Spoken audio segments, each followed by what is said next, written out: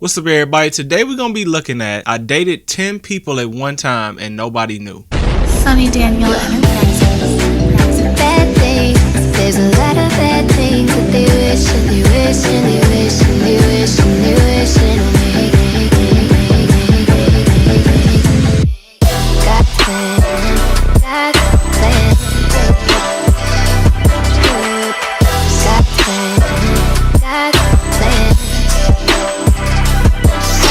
Hey man, y'all like these? These is clean, ain't they? I got these off Amazon, man. This joint was lightweight high though. This was $100. This one was only $15. So let me know in the comments if you like it. Also, I made my webcam a little bit slimmer so you could see me, but I'm not taking up as much as the video. It started when my friend Josh told me that he broke up with his girlfriend, Allison. He was heartbroken and extremely sad because she left him for a richer guy. Dirty. I felt sorry for him and hated seeing him depressed all the damn time. So I thought, what better way to cheer him up and make him forget Allison than a new potential relationship? You already know what I was thinking she was about to say. So I thought, what better way to cheer him up and make him forget Allison than a new potential relationship? I sent him an anonymous love letter, telling him how handsome he was and that I loved everything about him. I may have gone overboard with it, but why wouldn't I? It was working. Why don't somebody do this for me? That's what I'm saying. John was a little bit happier the next day. When I bumped into him 2 days later, I sent him another letter, and again, he fell for it. Bro, wait a minute. Let me just tell y'all, man, this is dirty, man. Because listen, I'm a lot like this too when it comes to talking to girls online. Like, if I'm talking to somebody and they fine and I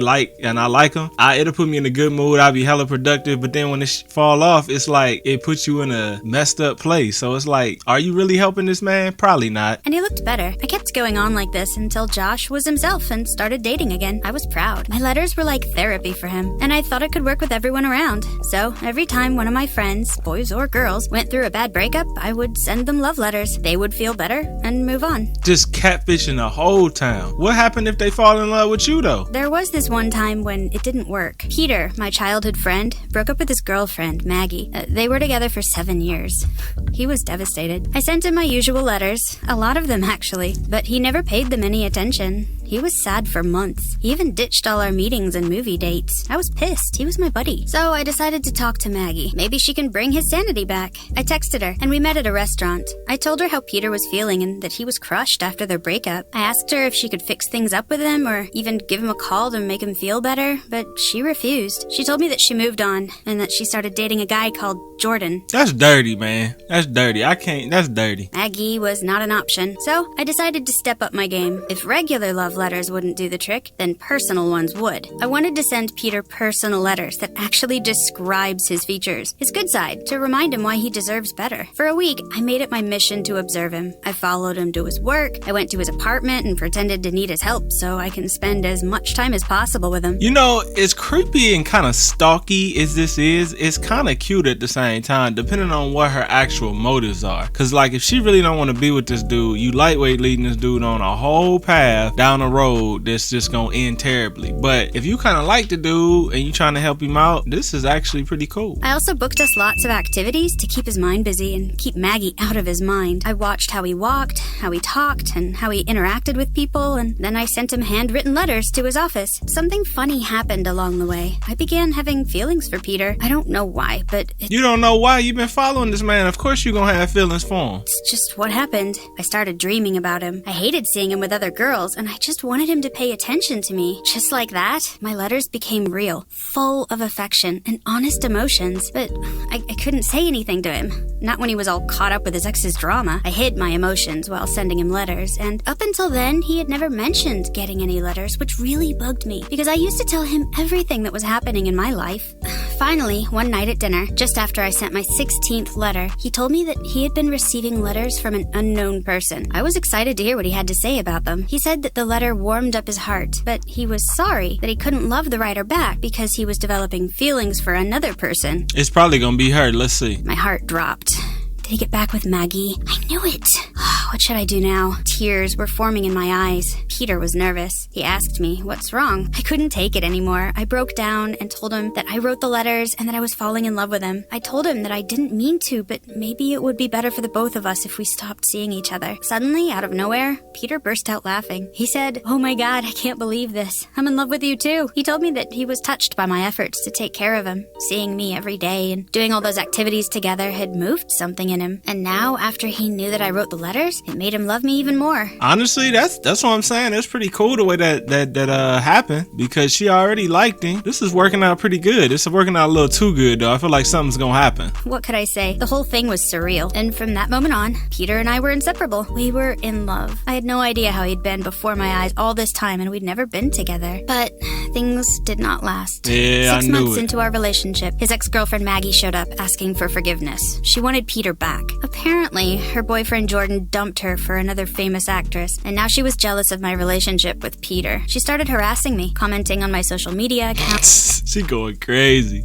criticizing me, and she trash-talked me among our mutual friends. One time, she managed to get into Peter's apartment. She had met him accidentally in the street, and he invited her over for tea, and she saw one of my letters. Peter had framed his favorite letter and hung it on the wall. Maggie took a picture of that letter. She was sure that she had seen it somewhere. She kept mentioning to all my friends, until Josh and 2 other of my friends, Kate and Ian, showed her theirs. Damn, she just exposed her, bruh, for all the other letters previously. Damn, that was going good for her, too. After some investigation, they all concluded that it was me. They were furious. They told me that I was no longer their friend and that I had deceived them all. They didn't want anything to do with me. Dang. And Maggie being Maggie, she told Peter all about it. Peter was shattered. He thought that the whole thing was a lie and that I was just joking around. He was hurt. He thought that I was acting and that all my feelings were fake. I was crying when I told him that all my feelings were real. I loved him with all my heart, but nothing worked. He was too hurt by my lie. We broke up. After the breakup, I mean, do you blame him? I mean, I probably would have believed her, just because, like, I mean, how serious is it if you with the girl? You know what I'm saying? So I probably would have been able to get over that, but you know, that's Peter. I didn't want to stay next to any of my friends, or Peter. If he believes Maggie over me, then so be it. They all hated me, so I didn't see a point in staying there, and I definitely didn't want to go back where my parents lived. I quit my job and moved to London. Hey. I'd applied for a scholarship to study there and got accepted. Soon, I was all caught up in my new life, studying, meeting friends, and working hard to manage all my expenses. 4 years later, I was working late in the coffee shop. I finished my shift as usual, and I got to my apartment and found my roommate Amelia crying and standing outside with some cops. I asked her what happened. She told me that we had been robbed. The cops asked us questions. We waited outside until they were done, and then we got in. The whole apartment was messy. The robbers had gone through all our stuff, and they stole everything valuable. Money, jewelry, clothes, and even books. We were left practically with nothing. I sat there on the floor, on the verge of having a meltdown. I knew I had some money in my bank account, but it was not enough to pay the rent for 2 more months and take care of all the bills, food,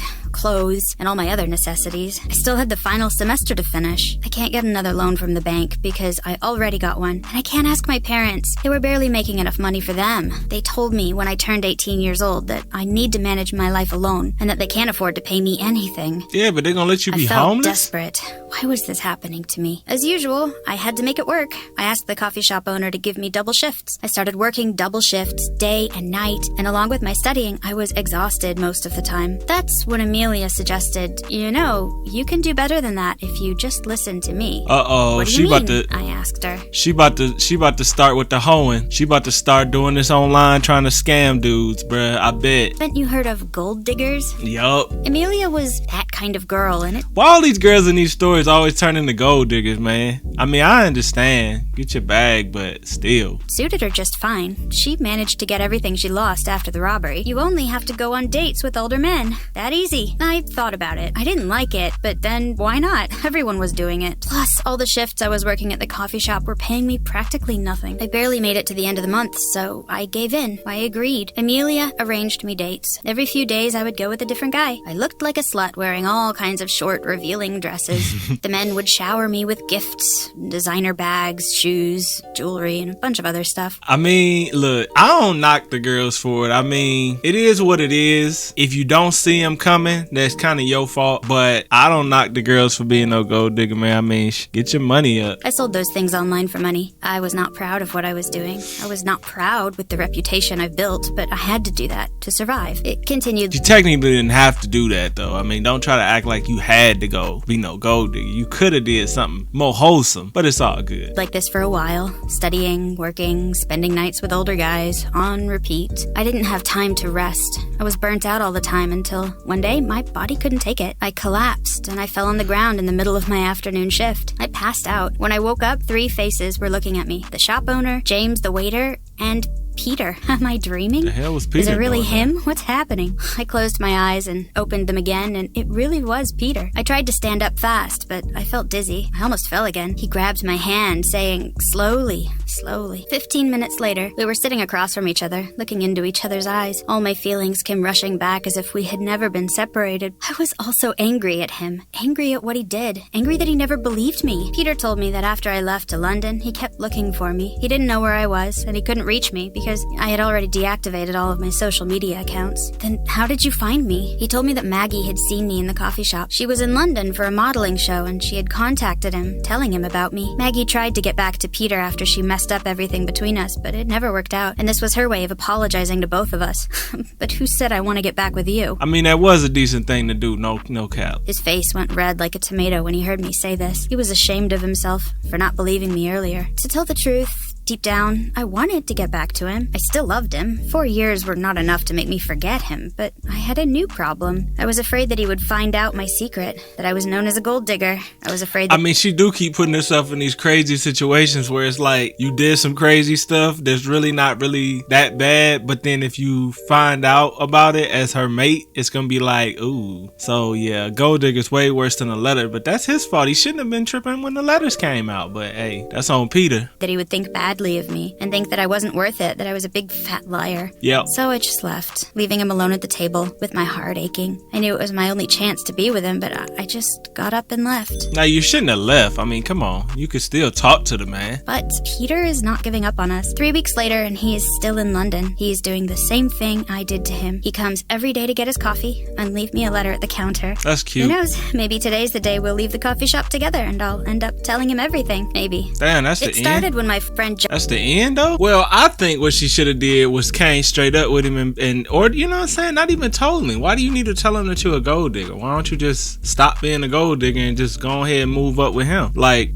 I mean, listen, I'm gonna put it to you like this. I used to follow Taz's Angels, right? I used to love watching Taz's Angels on Snapchat because they was crazy. They always had fine women in the crib. Taz's Angels used to be one of my favorite Snap stories. I know at least, let me see, two of them. One of them is like a superstar now, Demi. Like, I remember when Demi was in the house, bruh. She was fly, but she wasn't as fly as some of the other ones. Cause I used to like Lena. Lena was the finest one to me. I believe her name was Lena. But basically, more of the story is Taz's Angels. I don't know what they do. I don't know if they're escorting. I don't know what they're doing. I just know it's a bunch of fine women, and they was all in Miami, and it was just like, who knows what they doing? Again, I don't really judge. Get your bag. Whole moral of the story is Demi moved on to be some damn Instagram superstar. I guess she dated Tyga, and that's what blew her up, I guess. I don't know. I have no idea. And then I just saw Ashley the other day. I think she married to somebody now. Don't even have no... Oh no, I know more than just them two. Ashley, she got no like remnants of Taz's Angels at all. She just like a wholesome girl on Instagram now. Then you got Catherine, which is the Ace family. She was in Taz's Angels, which I didn't even know.